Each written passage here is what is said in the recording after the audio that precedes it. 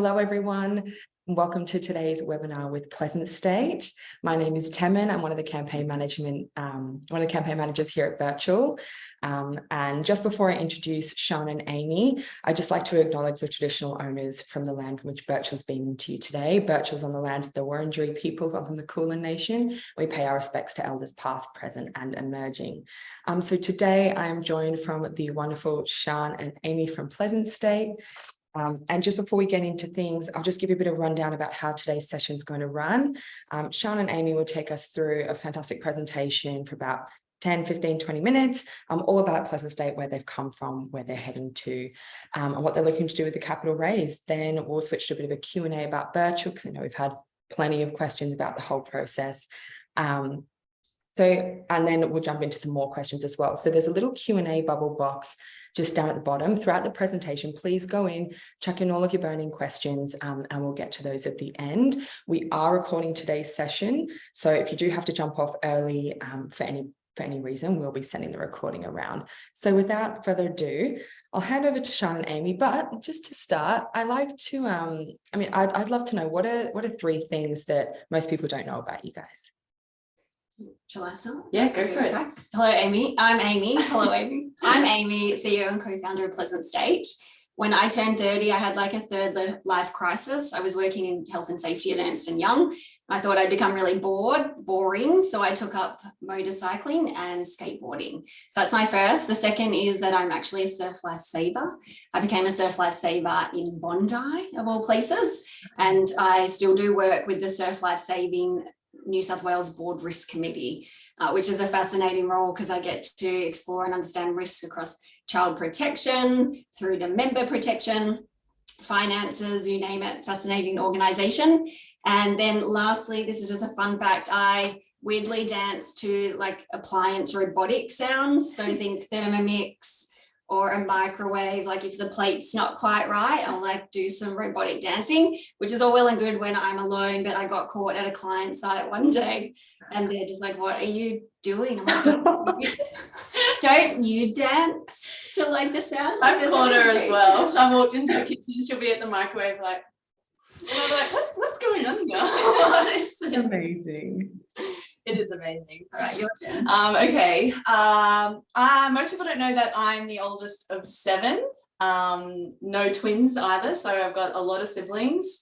And it's a very loud, amazing, fun family. So that's had a lot of influence on who I am, and I suppose why I love communicating and jumping around in the way I do. I also was a competitive swimmer growing up. 100-meter butterfly was my jam. So I just love all sports, to be honest. Play AFL, love surfing as well. And the last one would be that I'm very tall, and normally people don't notice that because I'm sitting in a Zoom, and my torso is actually like not that tall. So but we're standing today, so you're probably noticing it. But that's something that often when people meet me in person, they're like, "Oh, okay." So yeah, that would be my three things. So I pulled the short straw today. I think there's a pun there. And we had to stand, so you could admire Sean's tallness. Fantastic. Awesome. Amazing.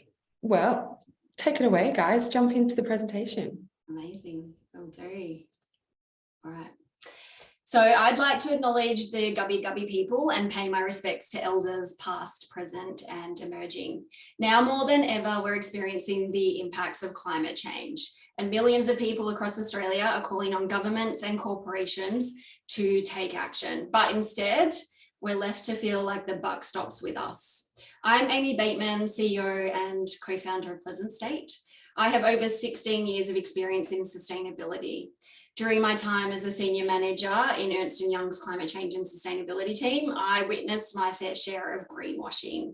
In fact, a recent ACCC investigation found that a majority of businesses are greenwashing and deceiving customers. So it leaves us wondering, who can we trust?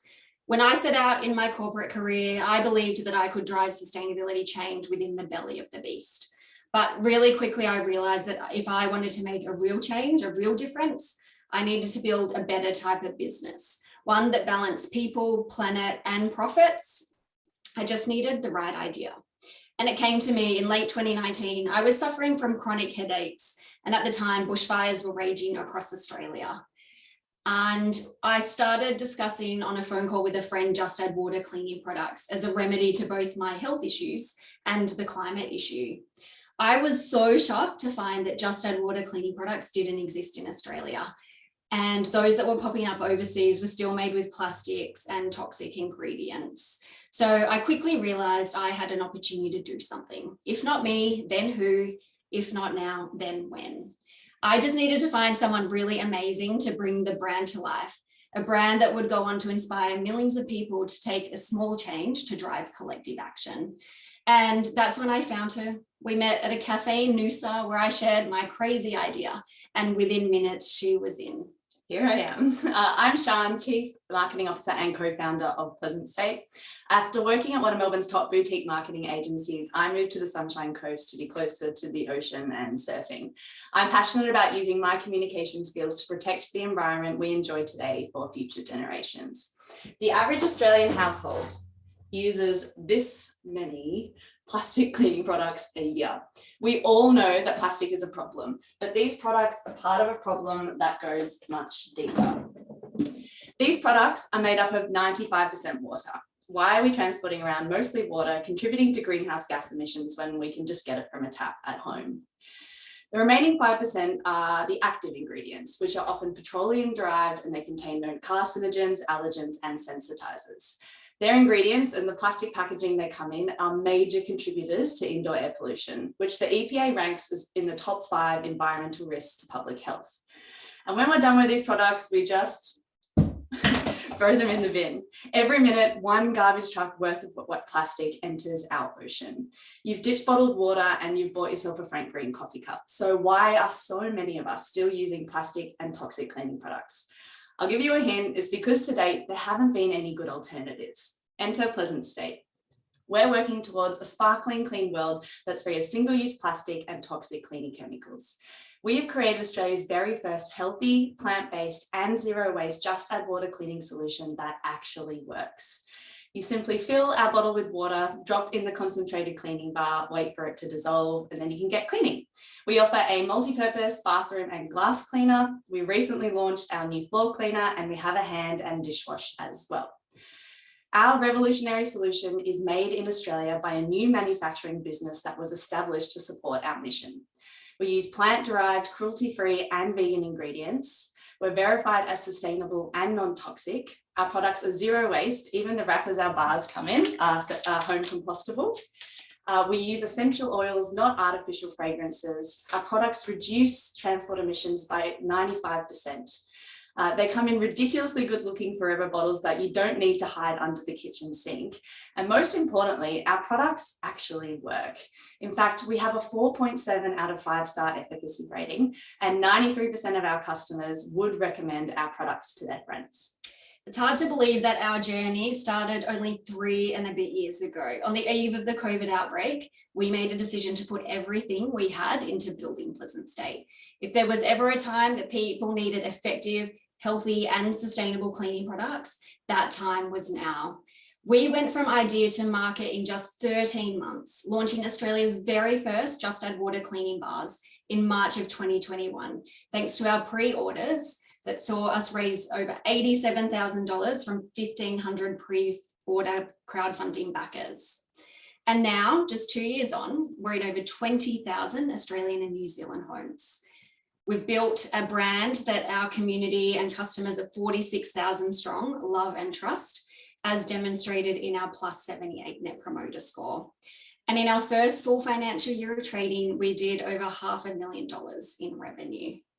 Since then, we've achieved rapid and consistent growth. I was just doing the numbers this morning, and we did over 200K in revenue in the last 3 months, which was 90% growth on the prior quarter. And in addition to that, our metrics across all of the e-commerce platform are exceptional and above best practice. We have a 5.48% conversion rate to website, a 4.46 return on ad spend, and a customer acquisition cost of just $15.30. And what's more exciting is our customers are coming back. In fact, over 40% of people return from first to second order. But what's really exciting is that once they're in, they keep coming back. In fact, between the 12th and 13th order, we have a retention rate of 83%. To further drive repeat purchases, we introduced a refill model in February of 2021, which allows people to determine how often they want refills on their schedule. And currently 17.3% of our active customer base are subscribers. And in terms of what's in the pipeline for the next 12 months for revenue, it's at over $180,000. Best of all of these things mean that we've stopped 150,000 plastic bottles from ever being made and ending up in landfill. We've generated over 75,000 litres of toxin-free cleaning that's better for our homes and waterways. And we've donated and gifted over $45,000 to our charity partners, Take 3 for the Sea and Good 360. We're proudly a 1% for the Planet member, meaning we donate 1% of all sales to environmental causes. And from day one, as part of our commitment to changing the way business is done, we wanted to become a B Corp cleaning brand. And only 11 months after shipping, we proudly achieved this, becoming Australia's very first B Corp cleaning brand in Australia, meeting the highest standards of verified social, environmental, and governance performance. Impact, ethics, and transparency is embedded in everything that we do at Pleasant State. Our motto is to do the right thing, even if it's the hard thing. Take these glass bottles, for example. We uncovered really early on that every bottle that you see in the supermarket, whether it's plastic or glass, is typically shipped in a single use plastic bag. It's really flimsy and is discarded of after transit. Why? Because it's a really cheap way to transport bottles without them getting damaged. We said to our supplier that we weren't going to entertain such a solution. We needed something better and plastic free, no matter the cost. And together we worked on a cardboard divider that protected our bottles. We've eliminated over 140,000 single-use plastic bags to date. As part of our commitment to transparency and motivating our customers to continue making conscious decisions, we created an impact dashboard that allows our customers to see the impact that they've made in real time and the amount that they've donated to charity. In recognition of being a sustainability leader, our story and revolutionary products have been featured on national TV across major print and online outlets, from Vogue to Better Homes and Gardens and recently Sunrise. We frequently collaborate with Australia's leading sustainable brands and have been recognised by a bunch of amazing awards, including one, as you can see, that was presented by Prime Minister Albanese and former Prime Minister Ardern. Not bad for a bootstrapped and crowdfunded startup that was born out of Amy's garage. Best of all, this is just the beginning. We plan to make waves, not ripples, when it comes to social and environmental impacts. While others have tried to do better, they're not solving the whole problem. We believe that Just Add Water solutions are the next disruptors to the $1.92 billion home and laundry space, because they're superior from an environmental, health, and convenience perspective to all existing solutions. And the Just Add Water concept can be applied to any home care product that is predominantly made up of water. Think air fresheners and laundry liquids. And our product is far from niche. People are cleaning more than ever. A third of Australians now consider themselves obsessed with cleaning. Our focus on aesthetics, premium effective ingredients, and bringing joy to cleaning means we're becoming more than a cleaning brand. We are becoming a self-care brand that is leading the way in the Just Add Water space. We plan to use the capital raised through this CSF campaign to execute 3 key goals within the next 3 years. Number 1 is to become the leader of ethical home care in the Australian market, cementing our position against mainstream players. Number 2 is to establish key retail partnerships and expand our distribution network. Number 3 is to enter global markets to expand our reach beyond Australia. These key milestones will allow us to work towards our 5-year impact goals of stopping 7 million plastic bottles from going to landfill, generating over 3.5 million litres of toxin-free cleaning solution, and donating $1 million to our charity partners. We know these are huge goals, but we're confident that our team of top-notch individuals will get us there. Not only do we have an amazingly and extremely experienced management team that's super customer-centric, we've also attracted the greatest minds across fast-moving consumer goods, sustainability, strategy, marketing, and finance. You'll see on the slide here, you obviously know Sean and I, but you'll see Dr. Carl, yes, like Dr. Carl, a scientist. So he has a patent attorney background, but he's also studying science and working with our head chemist so that we build in-house capability to formulate. So he's amazing. And in fact, the mastermind behind recent products like the floor cleaner and the really technically difficult dishwash. And Ranil Ilasinger, he heads up customer insights. He has many, many years in working and understanding how people tick and why they do things. So he's another really important person in our team. And then our advisors are incredible. Wendy Rattray, she was recently announced as the Chief Operating Officer at Carmen's Kitchen, but was the former Unilever CFO and General Manager of Home Care. So she comes to us with extreme retail, FMCG, strategy, marketing, and finance now. Matt Nelson, Matthew, my old boss at Ernst & Young. He is the Chief Sustainability Officer at Ernst & Young. So the first person appointed to an executive role in Australia in a Chief Sustainability Officer role. Before that, he led EY's global climate change and sustainability team and took that team to be the leading provider of sustainability services globally. No easy feat, and just demonstrates our real commitment to sustainability. And then Dave Popov is the mastermind at Pop and Pack, and he was involved right from the get-go, building the Pleasant State brand and brand identity. We landed on the name Pleasant State because, just like our customers, we're working in the present state to create a future pleasant state for people and planet.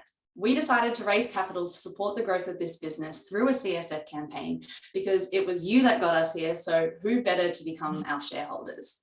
We are so excited about this next chapter. Together with you on our team, we're going to prove that doing good is good for business while building a people-powered brand that is changing the way we clean our homes for good. We are also very excited to share that we will be offering our investors a number of rewards as a thank you for investing in Pleasant State. These rewards include the limited edition Pleasant State t-shirts that we have, excuse me, that was the waist, that we are both wearing today. As you can see, they're very cute, but they also have our campaign message on it, which is working in the present state to create a future pleasant state. We will also have gift cards for those that invest, and for those that invest over $20,000, you will be able to help us decide on the next cent of our new product. You'll receive a bunch more information on these exciting rewards when the offer goes live on June 6th. But for now, that's enough from us. We are really looking forward to hearing your questions and discussing this exciting opportunity. Thank you for being here. Thank you so much for such an awesome presentation. That was great. I mean, I knew a lot of this already, having the pleasure of working with you guys over the last couple of weeks, but it's just so nice to hear it back again. So well done, guys. For everybody on the call, keep popping your questions through the question board and we'll get to those in just a moment. Amazing. So next up, we just thought, we've been getting a lot of questions over the last couple of weeks, which is amazing. But what we've also heard is that for a lot of our community, this is their first time investing, which is really, really exciting. We are absolutely honoured to be considered as our community's first investment. So we thought we'd put together a few of the top questions that have been coming through from our community and put them to you, Temin, so we could just run through, those like top key questions that we've been getting from everybody. Yeah, absolutely. Let's go. Number one, who is Birchal? Fantastic question. Birchal Financial Services is the licensed intermediary that is hosting the Pleasant State equity crowdfunding offer. So equity crowdfunding is a relatively new form of crowdfunding in Australia that allows Australian startups and small businesses that are private or publicly unlisted, so not on the Australian Stock Exchange, to raise capital from a large number of retail investors and wholesale and sophisticated investors as well through an online platform such as Birchal. This is a really well-suited form of capital raising for companies that are in their growth phase, as Sean and Amy just articulated so wonderfully, that have a really strong and engaged backing of customers who love their brand, because as you ladies just pointed out, who better to invest in the business and the company that already love you. So yeah, but I mean, Birchal is on a mission to simplify fundraising so that forward-thinking businesses can build communities of engaged supporters and get back to shaping the future we all want to see. The information and discussion in this webinar is for informational purposes only and should not be considered as advice or a recommendation to invest. Please do your own research and always consider the offer document and general CSF risk warning before investing. I've got a follow-up that's actually not in the list, if I may. You talked about retail, wholesale, and sophisticated, and that's a question that's been coming up in the calls with our community. Could you like briefly define each of those for everyone on this call? Not a worry. So under the ASIC regulations, we have retail and then wholesale and sophisticated investors. So a retail investor is anyone who wants to invest, and they can invest up to $10,000. Above $10,000, if you'd like to invest, you'll be considered a wholesale or sophisticated investor, and you'll need to have your accountant prepare a certificate with, some regulations there that you need to tick off before you have the ability to invest over 10 grand. Amazing. Great. I think that covered a few questions there, but this is another one we've been getting. What's the difference between the EOI part of the campaign that we're in now and then the Offer Live campaign? Easy. So the expression of interest campaign, we break it down really because we want companies to be able to assess the market interest in their offer before they go live with an offer. So the expression of interest is essentially where we assess market interest. You're building a wait list, you're spreading the word far and wide. What's so special about these campaigns is that we can promote them. So you would have seen plenty of ads and advertising. We want to let as many people know about the offer, and you have your company profile and your pitch video, and that's kind of all the details that you can get during this phase. And during the expression of interest, I'm sure plenty of people on the call have already expressed interest. You just sign up and you kind of give a range of what you might be looking to invest based on the information that you have at the time.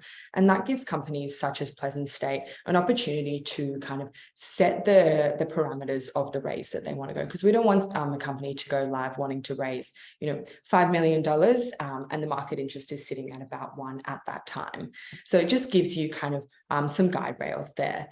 Then when we open the offer, so the EOI is for 3 weeks, and then the offer period runs for about 2 weeks. That's when we start accepting investments. So that's when the money changes hands. So we open the campaign first to those with early access. So those who express interest, you have early access to the offer, and then we'll open to the general public shortly after that. Amazing. And so when you do go to invest, what do you need to have prepared? Yeah, so you'll need to have a Birchal account, so you can go in and just sign up. Then you'll need to have a form of identification, your driver's license, passport, and your payment details. There's, I think, about a 7-step process that you work through. Give a bit of information about yourself, your mobile number, you'll verify your ID as well, and then you'll put in your details and for the way you wish to pay. Amazing. How long does that take roughly, do you think, Temin, if everyone's prepared with their documents? As in to go through the complete the process of the offer? Not long at all. I mean, especially if you're a retail investor, you won't be uploading a wholesale certificate or anything like that. You could be done in a matter of minutes if you have all your ducks in a row. Super quick. We know you're all busy people. There you go, a few minutes. And do you pay when you invest? Do you pay on the spot, or when do you transfer the money?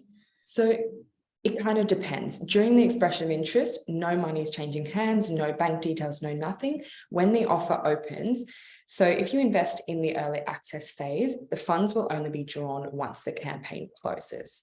So it's kind of these, we call them delayed payment terms for those that come in the early round. So yeah, the funds won't be drawn until the campaign closes, which you'll be able to track on the platform. And then for those investing during the public period, the funds will only be drawn once the campaign reaches its minimum target and is considered funded. And then also when the cooling rights have elapsed for each investor, you can also log into your Birchal account and you'll be able to see on the platform, like it'll give you an update of when funds are going to be drawn as well. Amazing, that's super helpful. And what information will our community have access to before they make an investment? So when the offer opens, if you get in the early access period, which I recommend you all do, well, we recommend, all of us. Same here. So you'll have access to the offer document, the company constitution, and the subscription agreement. So that offer document will detail the key terms of the offer, financial statements, management commentary. It's quite a lengthy document that the ladies have put together, and it's beautifully set out. It's a lovely read. Then the constitution, which is a legally binding agreement between the company and its internal members, which detail the rules of its governance, business activities, rights and obligations of those members. And then the subscription agreement, which is between the company and the investor to sell the shares and buy the shares. And that will all be live on the company profile when the campaign goes live on Tuesday next week. Perfect, exciting. And where will our community, once they invest, where will they find their shares or share certificate? How long does it take for them to receive that? So that kind of happens in a couple of weeks. So once the campaign closes and the cooling off periods have elapsed and we've started collecting funds, once we Birchal connect with the share registry that Pleasant State will choose, and that this will all be made available to the investors as well. So then once the funds have been confirmed, then we will confirm that with the share registry, and the share registry will notify the investors with their share certificate. So that'll be an email coming from the share registry, and you just want to make sure that you're checking your junk and spam folder as well, as it can often land in there. Just a follow up to that, one of the other questions that's been coming up in the calls is what can I do with my shares? Is it can I exchange them on the stock exchange? How does that work? So these shares, they are fully owned ordinary shares, but the shares should be considered a medium to long-term investment. So this type of fundraising is for private and publicly unlisted companies. So it's not listed on the stock exchange. So you won't be able to trade or trade or sell as you wish. So yeah, they're generally considered illiquid, so you can't trade them publicly, and you may not be able to easily transfer them when you want to. So these kind of shares are bought in early stage rapidly growing ventures. So the companies have generally plenty of years of hard work ahead of them in order to grow the business to execute a strategy where they might be able to exit. Which probably leads us to the last question, because you answered what type of shares they are. So they're ordinary shares. So every shareholder in Pleasant State has the same class of shares. We're all equal, obviously depending on the number of shares that we have, but no different types of shares on our capitalization table. So then the last one is, how and when will I get a return on my investment? So to that point, that I'm sorry, I was jumping ahead with the information there. Oh, great. So there are various ways for you to receive a return on your investment. For example, if the company takes an IPO or lists on a securities exchange like the Australian Stock Exchange, or if the company undertakes an exit event, like the sale of the company, you either transfer your shares to a third party, the company undertakes a share buyback, or if the company participates in a trade facility. So as these are early stage businesses, it's not likely for the company, it's not likely to be reasonable for the company to predict whether any of these options will happen in the near future. But we recommend you read the company's constitution offer document really carefully to satisfy yourself with the investment opportunity and associated risks. Yeah. Thank you. All right, so then we'll just move into the investment process. So how does our community pay for their investment? So you can pay in a couple of ways. For Australian investors, we accept payments via direct debit, bank transfer, or Pay ID. And then for international investors, we accept foreign bank transfer, or you can pay via third payment providers such as Wise. We do not currently accept BPay, check, credit card, or cash. Amazing, good to know. And you kind of covered it there, but so what are the details around investing from overseas? Can you invest from overseas, and are there any restrictions? You can invest from overseas. We just can't advertise to investors overseas. Amazing. So when investing, can you invest through a SMSF or a company? Does it have to be? Just to be clear, SMSF is a self-managed super fund. Yes, or company. Sorry, come in. No, you're fine.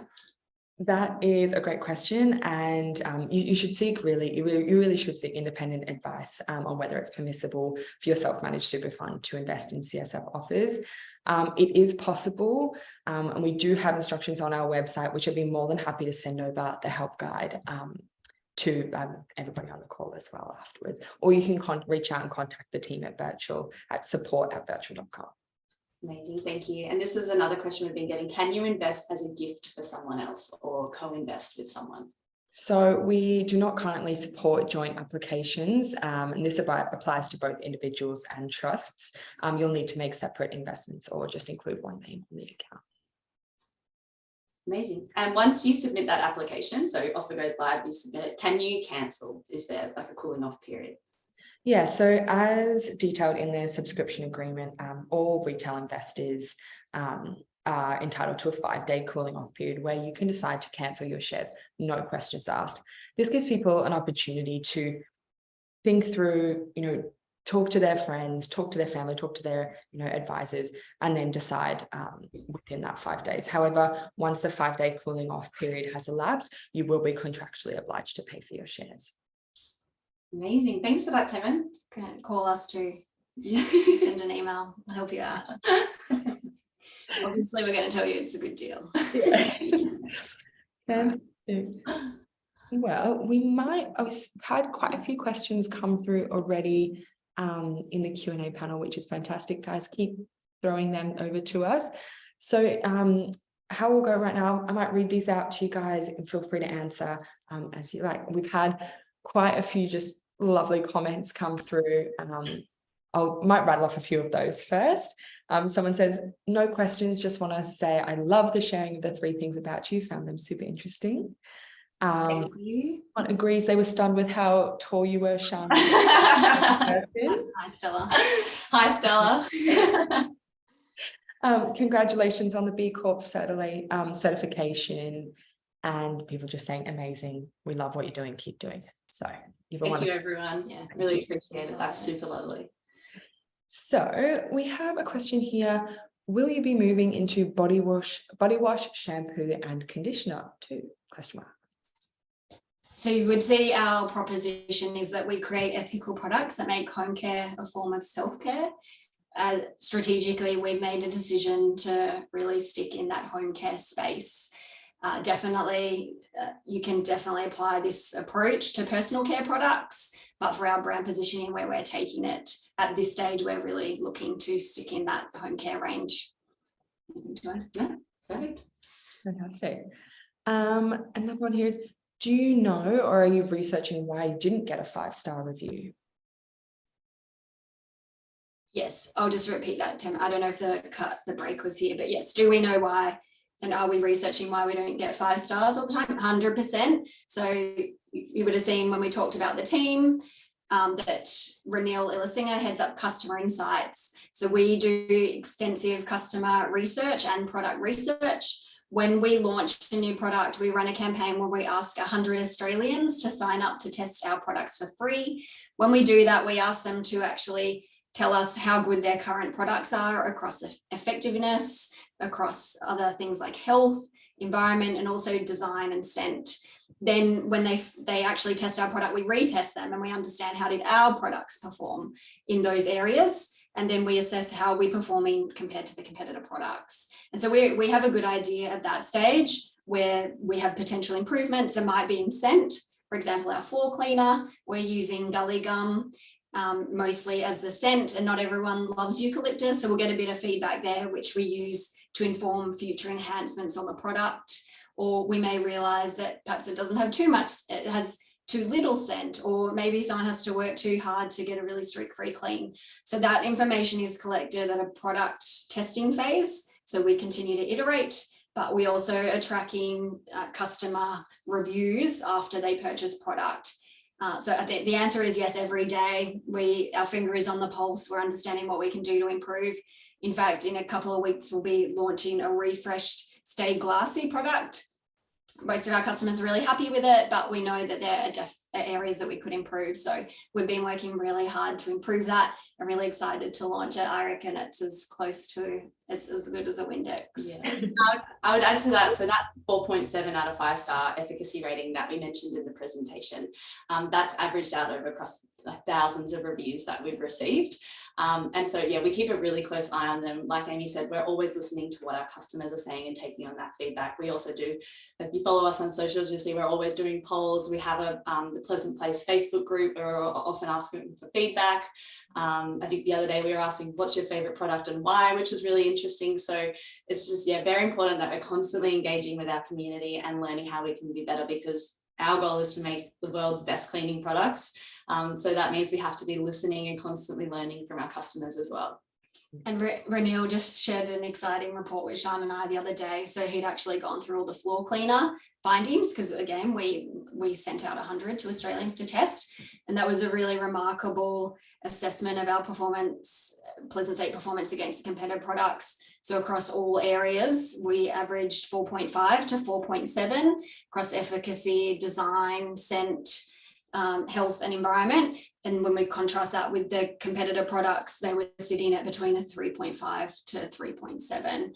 So that's a full 1 point mark difference across all categories. And so that's something we always strive for. We know we won't ship to market a product unless it performs just as well, if not better, than the existing competitor products. Yeah, I mean, I can vouch for this. You guys are customer obsessed, and you're also numbers people and spreadsheets, and you're analyzing everything. So yeah, these guys are onto it.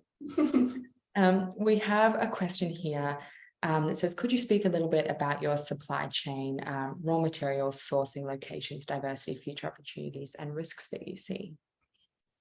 Yes, I'm going to try to find that question. That was a nice one. Included a lot in there. This thing keeps moving. So our supply chain, as part of our commitment to B Corp, we effectively signed up to do as much as possible as we can in Australia.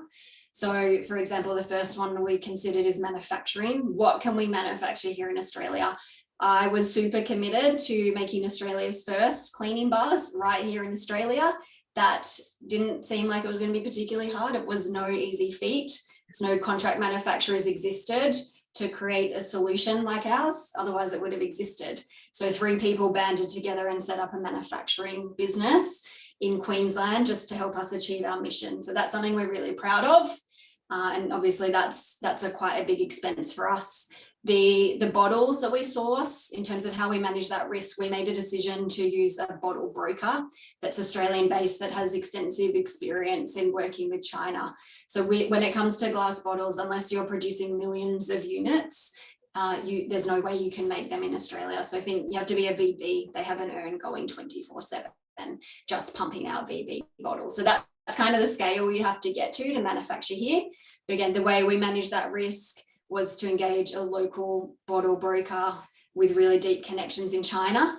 And then how we manage the risk around sort of health, sustainability, human rights, is that we put the onus on our bottle broker to provide evidence that the factory has been assessed as meeting appropriate standards across those areas. And we also capture certificates that prove that, both from a quality, health, environment perspective, and continue to ask questions when we identify things that we think should be improved. Raw materials, so with the exception of our essential oils, a lot of chemicals come from overseas. Again, we use Australian, suppliers of those though, and we're really rigorous in checking that all the ingredients that we receive fall within the allowable levels in terms of the analysis. So, chemicals, they can have impurities and stuff in them. And if we actually introduce them into our manufacturing, we introduce impurities into our customer's home, my home, right? And I have lots of sensitivities. So we have tight quality control over that. As I said, they come from overseas. There's not many, I don't know many people manufacturing them here in Australia. We actually use a lot of really novel surfactants in our cleaning products. So surfactants are effectively like soaps. They're not soaps, but have soap-like properties that help you remove grease and grime. And so because we created something that's so unique and novel, it's called anhydrous, so without water, and that wasn't common, we've really had to search far and wide for ingredients that are waterless, that perform well, that are non-toxic and are safe for people. So there's actually a few surfactants that we know we're the only ones shipping them into Australia. So that kind of covers that bit. But then anything else, I think with the exception of bottles and chemicals, everything else we source locally. So our packaging, our cardboard boxes, they come from a really great company in Australia. Our home compostable wrappers, that's also an Australian company, and we print locally. So we always look to what's as close to headquarters as possible. Then we say if we can't find something close to headquarters, we look outside in the state of Queensland. Can't find in Queensland, we look across Australia. If we can't find it in Australia, we go overseas as a last resort. Fantastic. And you have just answered another question that came up, was how do you differ from your competitors? And I think you just outlined that very clearly, but if there's anything else you wanted to touch on in regards to that, take the floor. We can talk to the positioning, you can probably add to that, but that positioning we talked about, so we create ethical products and make home care a form of self-care. So the ethics piece, we stand by our belief that we're leading the way when it comes to ethics and sustainability. That's demonstrated in our Telstra Best of Business Sustainability Award. It's demonstrated in our B Corp certification, which no other cleaning brands and particularly our competitors, direct competitors have. So yeah, we hand on heart, definitely we're the real deal when it comes to sustainability, and Matt's appointment as an advisor really is upping the ante in that regard. The home care piece, again, we're making a decision to stay in the home care lane. That's quite different to our competitors. You'll see they are branching into personal care. That seems like the natural thing to do, but we're really keen on that positioning. And home care is a form of self-care. So this recognition, and Sian touched upon it in her speech, that 30% of Australians now consider themselves obsessed with cleaning. That increases to 44% for young families and 43% for millennials. So cleaning is this big focus. People are doing it as a form of mindfulness, as a form of self-care. It's a really important way to look after yourself. And so we do really believe that cleaning is a really important factor for self-care. Now, given our focus on aesthetics, on scent, on really good quality ingredients, often sort of cosmetic grade ingredients, we know that we can firmly occupy that position. And yeah, to your point, Tim, and the last one is we make all of our products in Australia, our cleaning bars in Australia. That's extremely unique.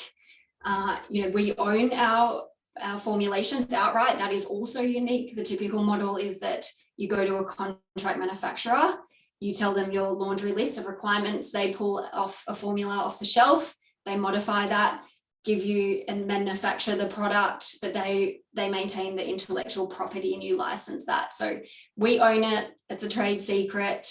We know we're using really unique surfactant. We know that they're performing exceptionally well, if not better than existing products. And that's because we're being fanatical about that formulation, and in controlling it, it's really hard to copy when it's a trade secret.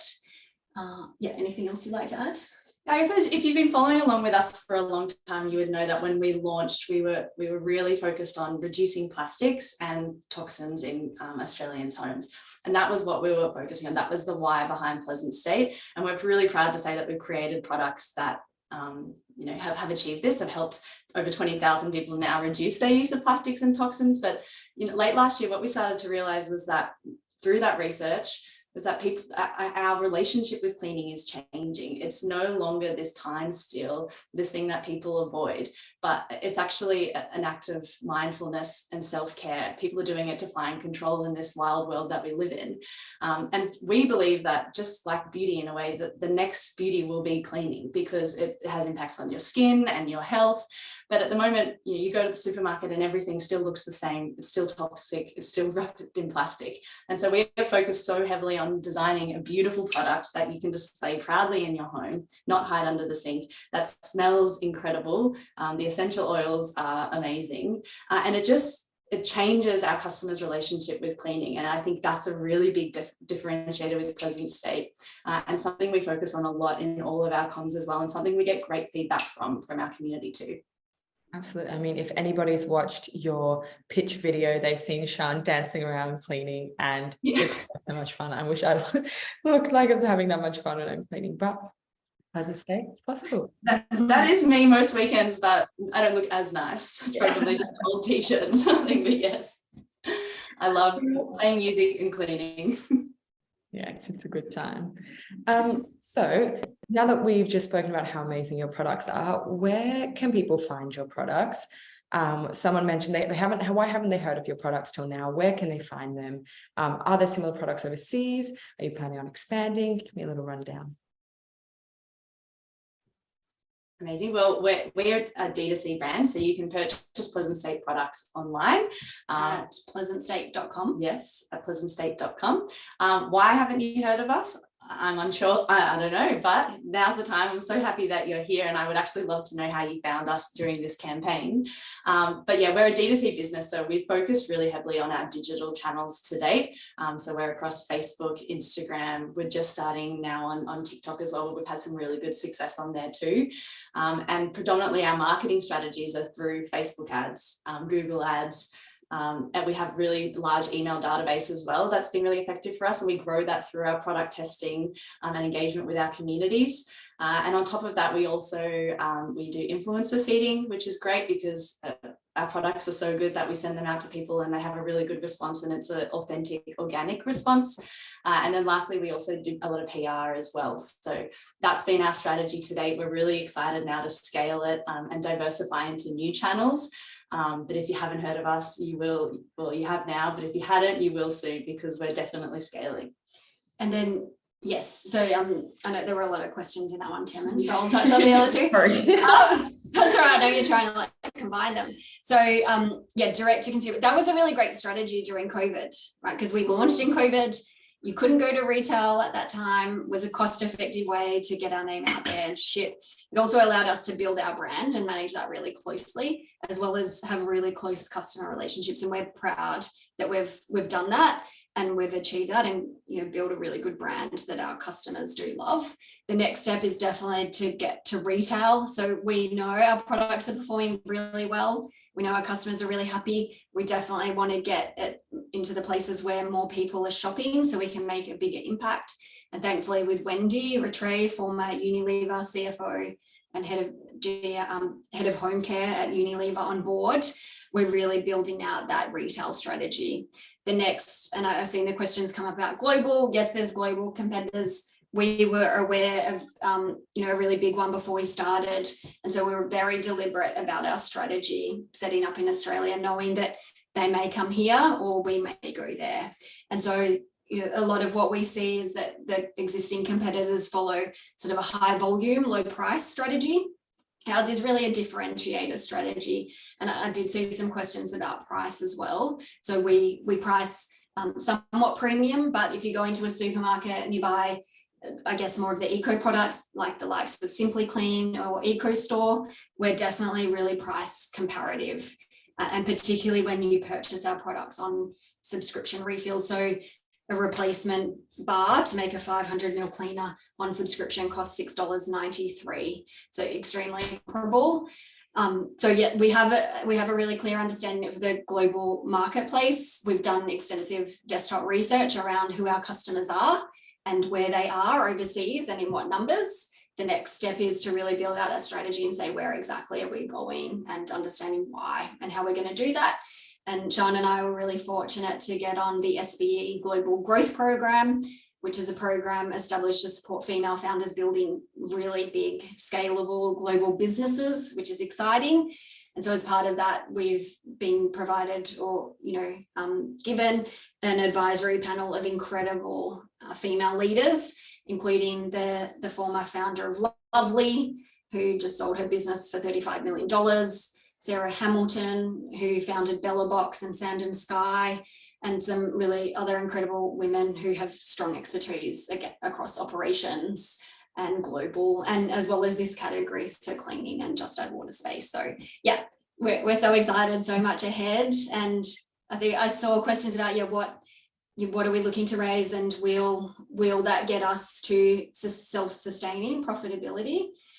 So the maximum we're looking to, am I allowed to say this yet, Temin? Or do I have to stick because gatekeeper?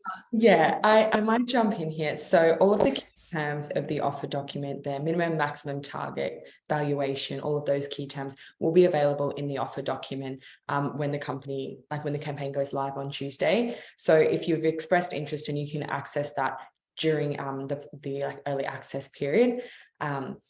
Otherwise, that will be made available to the public when the public offer opens shortly after the early access. So I'm not allowed to say some things, but if we do hit our maximum, the very big goal is to get to self-sustaining profitability. In an ideal world, that would be incredible. Obviously, we can't promise anything, and there are questions about, do we intend to list, and all those sort of questions about what's in the future. What we do know is that we will be using these funds to really focus on our positioning, cementing ourselves as the leader in ethical home care in Australia. The second is retail and executing that plan. And the third is global. What happens from there, is very exciting, and we'll kind of have to find out together.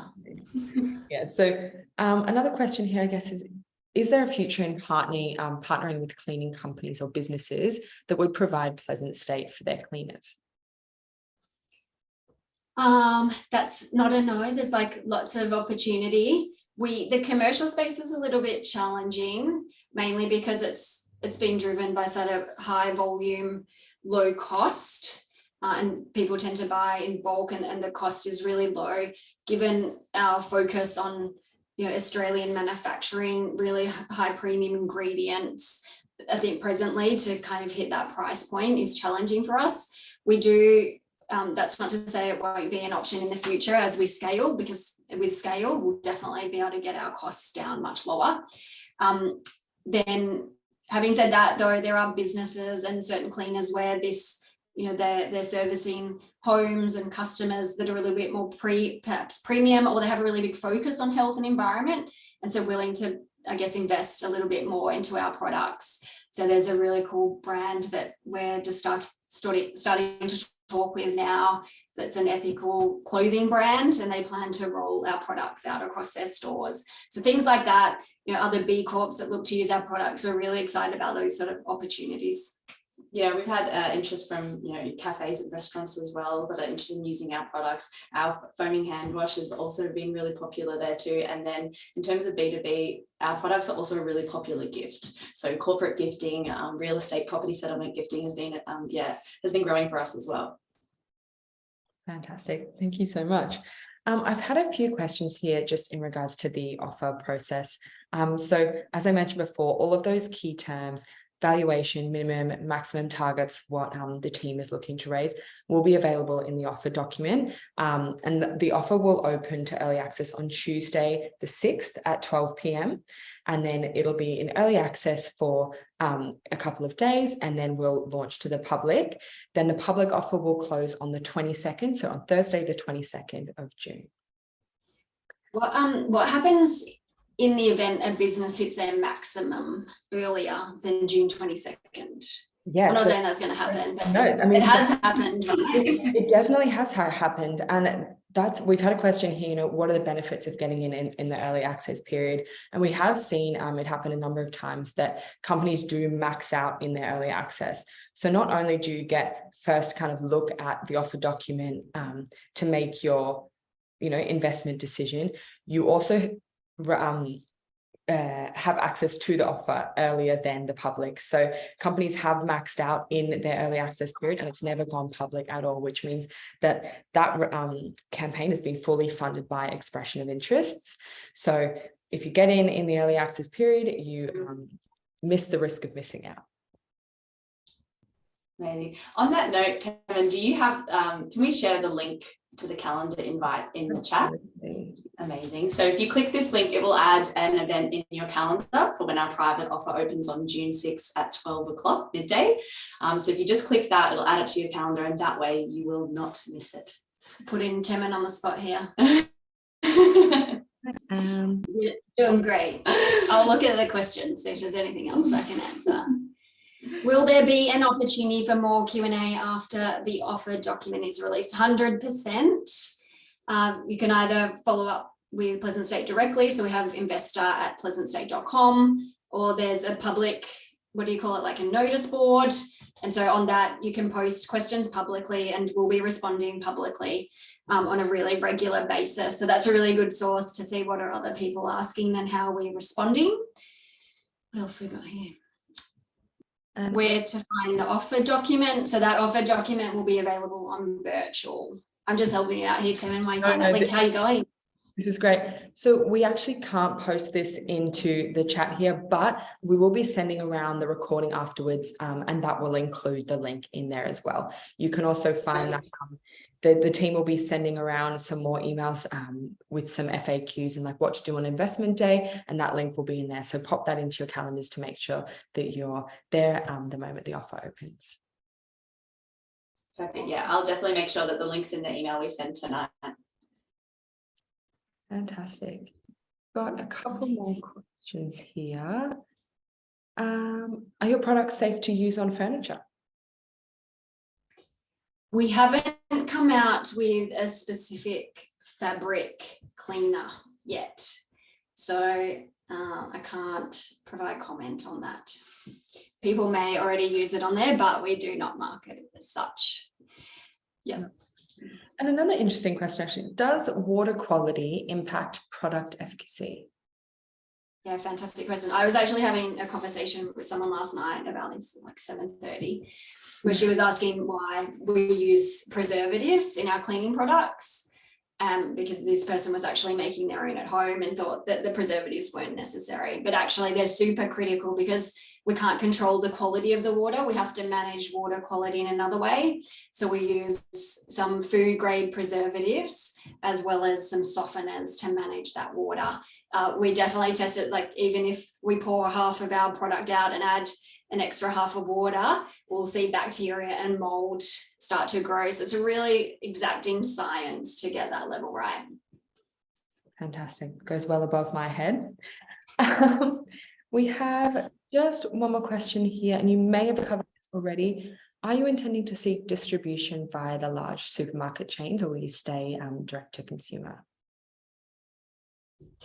We plan to enter retail. Definitely, that's one of the 3 key pillars of our growth strategy is retail. Who that is and what that looks like, we're fleshing out that strategy now with both Wendy Rattray from the former Unilever CFO, as well as the panel of advisors from SBU. So watch this space. It's exciting. We don't know who it's going to be yet, but it's going to be something and someone cool. Fantastic. Well, we might wrap up there with the Q&A, ladies. Is there anything else you'd like to share just before we jump off? No, just thank you so much for your time. Thank you so much for your expression of interest. As we touched upon in our presentation, it's our community who got us to this point. And so we're so excited to invite you in as shareholders and owners in our business so we can hopefully grow together. Yeah, I would say if you have any questions, want any more information, we love a chat. You know, you can message us on social, send us an email, give us a call. We'd love to chat and we would love to have you on board. Fantastic. I'll reiterate that. Thank you so much, everyone, for joining, and thank you both for such a fantastic presentation. As I mentioned earlier, we will be sending around a recording of this, including the link to add the offer opening to your calendar. The expression of interest will be open until Monday night next week, so the 5th, and then the offer will open at midday on the 6th, where if you have expressed interest, you will have access to the offer document and those key terms. Thank you so much again, everybody, and enjoy the rest of your day.